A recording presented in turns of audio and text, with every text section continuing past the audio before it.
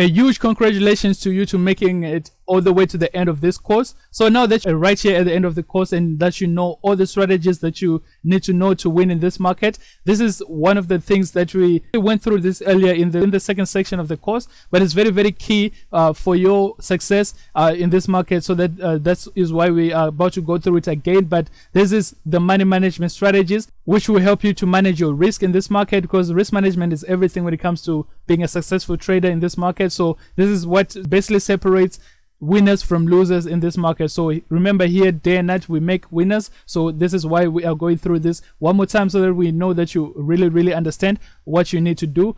So firstly, we're going to talk about money management strategies. So you have all the strategies, you know how to analyze the market, you know when to buy or sell and when to exit the market. You also know when to stay away from the market, which, as we said, is the choppy markets. You don't trade those markets when there is no clear direction in the market.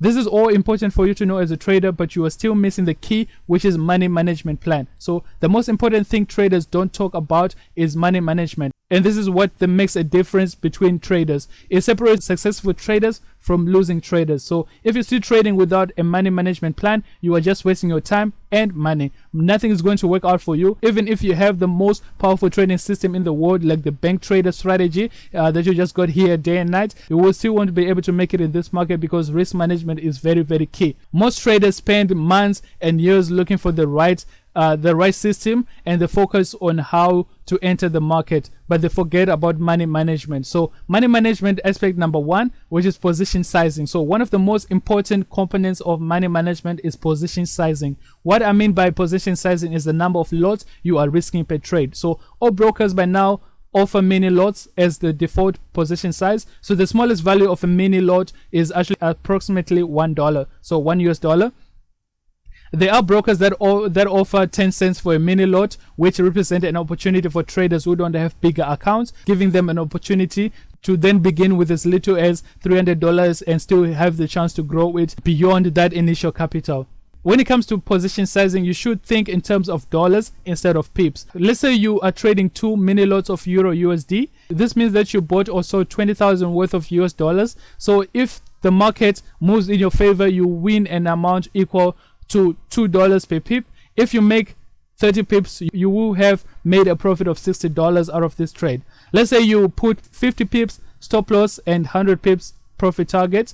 This means that if the market hits your stop loss, you are losing $50. On the other side, if the market hits your TP, your take profit target, you will make $100 out of this market. So that is a 1:2 ratio, risk to reward ratio. The size of your position depends on whether you are using a standard or mini account and how many lots you are trading. So in total, how many lots you have opened for that trading position or that trading entry that you are having at that moment, right? So this information is important to you because this will help you know how much money you can risk on each trade.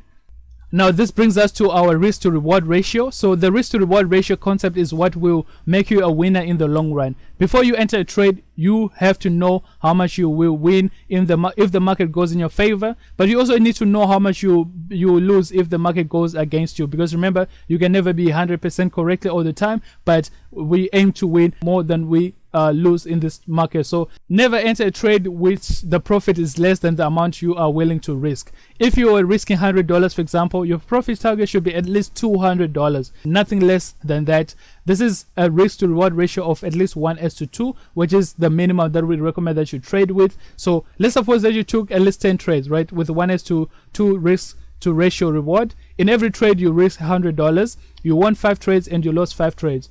So 50% of your trades you lost, the other 50 you won. So you will lose $500, but you will make $1,000. So this will leave you with at least a profit of $500 on top of your capital. So this is the power of risk to reward ratio, and it's just obvious proof that to be a successful trader, it doesn't mean that you have to win all your trades, but you have to be able to take the advantage of risk to reward ratio for you to be a profitable and successful trader.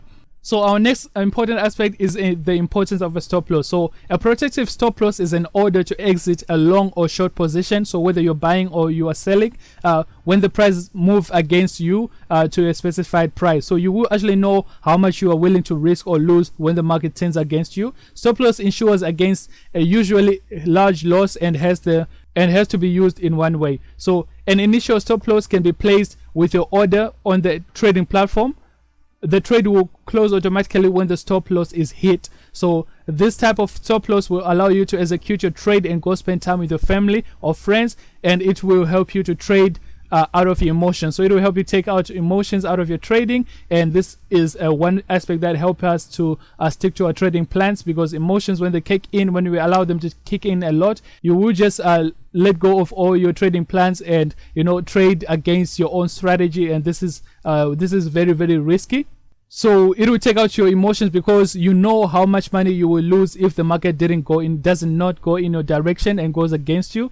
A lot of traders use mental stops when you enter a trade. They don't actually put a stop loss because they think that the broker will hit their stop loss, which is not true with the stop loss hunting that we said. But the reason behind using a mental stop loss is the human psychology. So humans hate losing money. I mean, we all do. This is why we're going through this, so that you decrease the chances of you losing money in this market. So, and if you don't accept losing money as part of this game, I can assure you that you actually never make money out of this market, because it's part of this game, it's part of the business. So please make sure that you don't use a mental stop loss, because you can't control the market and you will never be able to. You can never know what you expect out of that market. So when you enter a trade, calculate how much you may win and how much you may lose. Place your stop loss, order, and your profit target, and forget about the trade. Let the market do the judging whether you are right or wrong, and you obviously notice by either your take profit being hit or your stop loss being hit. So again, if you get stopped out, don't revenge trade. Okay, wait for a perfect opportunity. Don't revenge trade. That will be one thing that will blow your account. So remember, earlier we talked about following your trading plan so that you actually know how much you will stop at. So let's say you have some losing trades in a day. After losing, how much money are you actually willing to close the market and just stop for that day? So this is where it actually comes into play as well. So it's very, very key to follow your trading plan that we helped you to make during the beginning in the introduction phase of the course. So it's very, very key that you follow that as well. Don't ever risk money you cannot afford to lose, because this is not a guaranteed make money or get rich quick overnight type of business, right? It's a business. So traders will always ask how much money they need to start trading. You have to take trading as a business. So in this business, you can either make money and you can also lose the money. So you can start trading with an amount that you can afford to lose. Don't ever risk big money that you're not willing to lose, or borrow money thinking that you'll be able to pay back with profits that you make from the market, because this is not a get rich quick overnight scheme, and it's not something that you just go in and then you make money, right? It takes practice and patience to be able to win in this market and have consistency. So consistency is the key thing when it comes to trading profitably and being a successful trader. So trading is all about emotions. If you trade and you are afraid to lose your trading account, you will fail in this business and you will lose that money. So you will be controlled by your emotions, and this will affect your trading decisions away from the trading plan. So you will not follow your trading strategy, and this will lead you to failure. So the best is to start small. Try to get as much experience as you can, and as we explained earlier, you can actually even go on a demo account for a few weeks or even months, just trying out, as we recommended, at least 2 months, going through the strategy, especially if you're completely new and you don't know what Forex is all about. We recommend that you take your time on a demo account, trade and treat that account exactly as your real account. So fund it with the amount of money that you'll be able to refund your real account with, and treat that demo account as if it's actually a real account that you have funded on your own. So that is how you can get the most experience before you actually get started trading, because the demo account and the real account, there's no difference except for the fact that the money that you put in, you cannot withdraw on a demo account compared to a real account, right? So you build your account slowly, because this is how successful traders are made. If you want to become a successful trader,